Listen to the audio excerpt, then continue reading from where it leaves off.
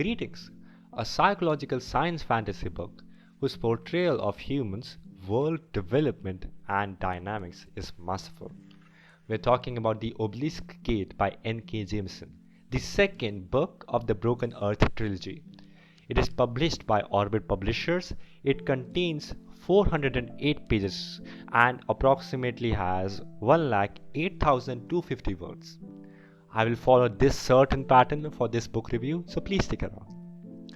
First, the summary of the book. The world of stillness is an apocalyptic world, riddled with mysteries. But during an apocalyptic phase of this world, the entire population of living beings in stillness are just trying to survive to the best of their abilities. You can imagine how this would shape the perspective or the relations of humans towards each other and other living beings. But much of the story is focused around some specific people in all these group of people that may or may not have some special abilities that also leads them to be outcasted by the society because of their mysterious abilities. These abilities are in fact so dangerous, considered so dangerous that you might be as well killed for them. These characters are trying to navigate their way through this difficult world of stillness during an apocalypse, trying to find motivational love amongst all the chaos. And I will discuss some of these characters with you today. Moving on to character sketch, I would first talk about Essen. She is a middle-aged woman of mother of 3 children. But much of her Essen is actually her skills that she has developed over the ages. She is excellent in survival, she is excellent in deduction and orogeny, but the major drawback of Essen being is that she is very emotionally unstable because all orogens are very familiar to some sort of trauma, and she had a lot going on. We can see that in her story as well as interactions throughout. Moving on to Nassun. Nassun is the 8 to 10-year-old daughter of Essen who has been separated from her mother. But she is also an orogen. She has learned the skills of survival from her mother, that's Essen. I'm sorry, I did not suggest that her mother is Essen. But she is a young mind and using orogeny, trying to survive through this, navigate through this harsh world. She often grows insensitive to life and the hurt of other people. Although she has learned the survival skills well and even manipulates people to the extent that is a bit inhuman, she is also very calculative by nature. Moving on to Shafa. Shafa is a person who has been reborn. He was once a guardian and now he has changed his pathways and trying to change and fight back the forces that actually kept him following a negative and inhuman path. And moving on, lastly, Yaka. Yaka is a leader of a small comm called Castrima.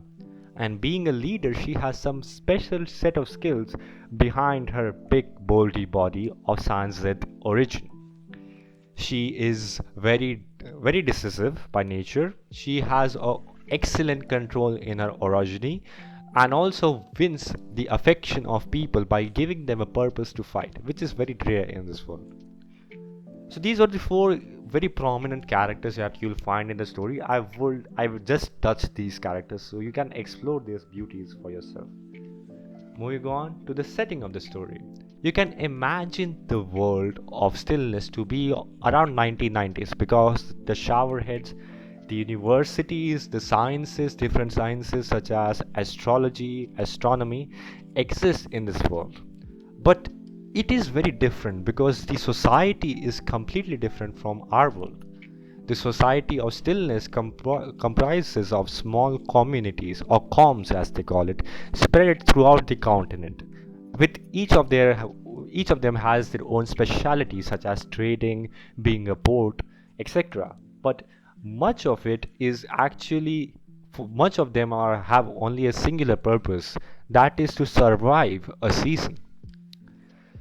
A season is the phase of apocalypse that we were discussing, in which a big rift would crack in this on the surface of the earth that would release ashes and very toxic gases into the atmosphere, shrouding the entire earth for even hundreds of years without sunlight.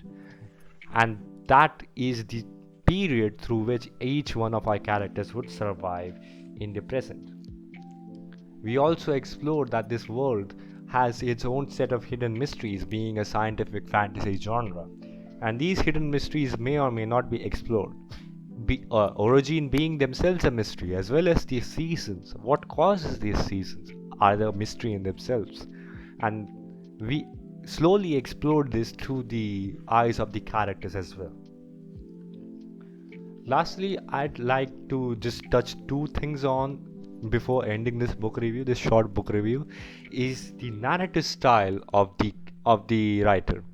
She is very concise and informal.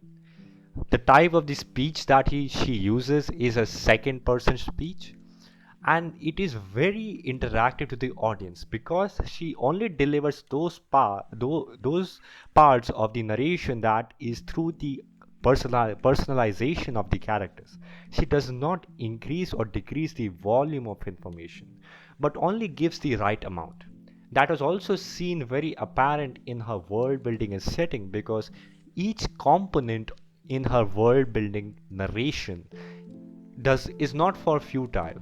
It plays a significant role in the entire story. It changes, influences the characters one way or the other, or their decisions or their actions. And she is also very selective at the narration that she does. You'll understand the word selective as you read through the story. The words that she used, the rhetoric, the sarcasm that she used is also personalized to character and characters. Moving on to the character dialogue, it is closely human because we can clearly read off the emotions of the dialogue and even understand that perhaps the character's message is confused, or the character himself or herself is very confused. They often use rhetoric, sarcasm, and some slurs present or in the world of stillness, which just adds a layer of depth in the conversations. The aim of the book, lastly, is to just reveal how a scientific fantasy world, especially an apocalyptic world, in the normal everyday society like us, would look like. How would it act like? But my analysis of the book would say that it highlights the origin part a lot. I have been discussing a lot of keywords such as origin, guardians. You'll understand that these all are parts of the book that I am specially picking up so that you can actually read it, and after you read it, you can watch this again and figure out the connections that I tried to make. Much of the book is about highlighting origins and their suffering. How would one navigate through such immense suffering? And this raises a lot of questions and introspections in the mind of the reader himself or herself about their current world, their current understanding and perspective. I hope you like this book review, and my only request is to give us a brief discussion or review of how would you like this review, how can you think that I can improve it. Thank you so much again.